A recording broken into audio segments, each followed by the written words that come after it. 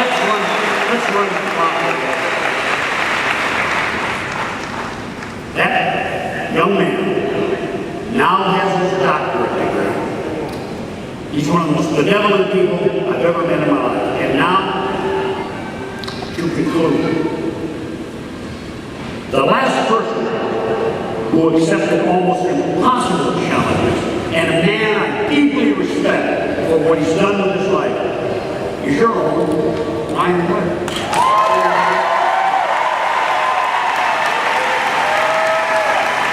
I didn't tell Ryan. A week before I came here, I reread his book. Nothing to lose, everything to gain. The last time I did it, I underlined it, my secretary typed up keynotes, I read it differently this time. And what I got from it, which was outstanding to me, I didn't do it.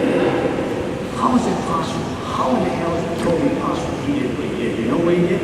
He made himself totally transparent. There's a book, by the way, called Transparent Self, written by a guy named City, and he's talking about the power we have if we were honest with one another.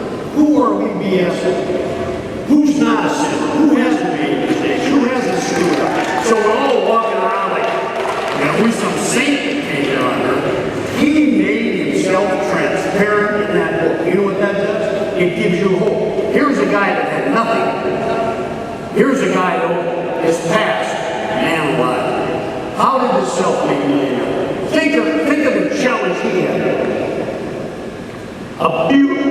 Abusive father on Reynolds that abandoned the family. There's so many in here right now that had that happen. No father. Maybe you were illegitimate. Maybe you had no parents. Maybe you grew up in an orphanage. His family was in shambles. They were torn apart by drugs. They were dysfunctional. He lived in a shack in the ghetto. He was a gangman. Carried the AK-47 10 times. 10 times. Ryan Blair was arrested. Ryan Blair was arrested 2 times. Got kicked out of school. He was in juvenile detention center. He faced the reality of death every day. So he had a hell of a challenge. You're one of your leaders. But something happened. He finally said, and I quote, I want to read this exactly word for word. At the end of the book, Ryan Blair said, I couldn't take it anymore. I was overcome with exhaustion.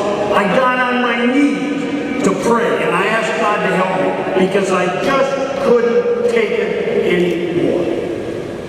We all reach that. There's going to be a time when we can't take it anymore. Everything went wrong. One day,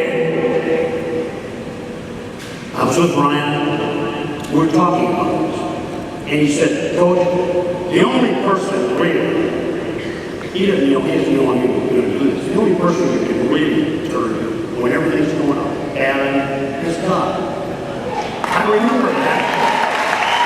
And I remember the greatest high college basketball player in history, almost identical what Ryan said in his book and what he told me. The greatest player in the history of basketball is Pistol Pete Merritt from LSU. He averaged in his career in LSU 44.2 points a game. There was no shot clock. There was no three-point line. If you want to break his record, you got a son, a grandson, a nephew, whatever. So you just go to college for 4 years. All you have to do is hit 15 three-pointers.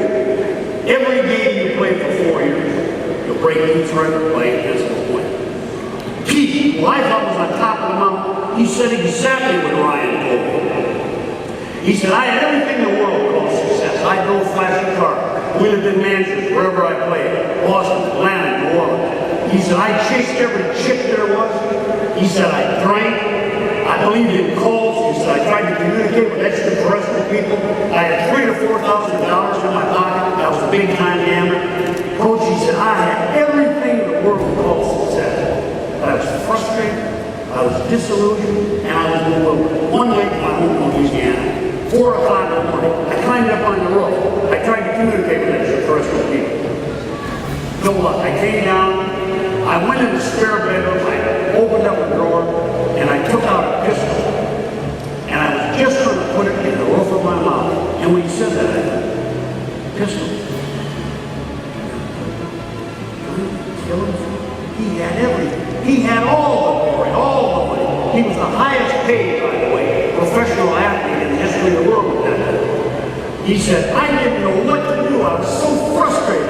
Everything the world said was successful. I didn't have it. He said, for some reason, I laid that gun down on the bed, and I felt prone on the bed. And he said, dear God, I don't even know if you're there. I spit at you, I mocked you.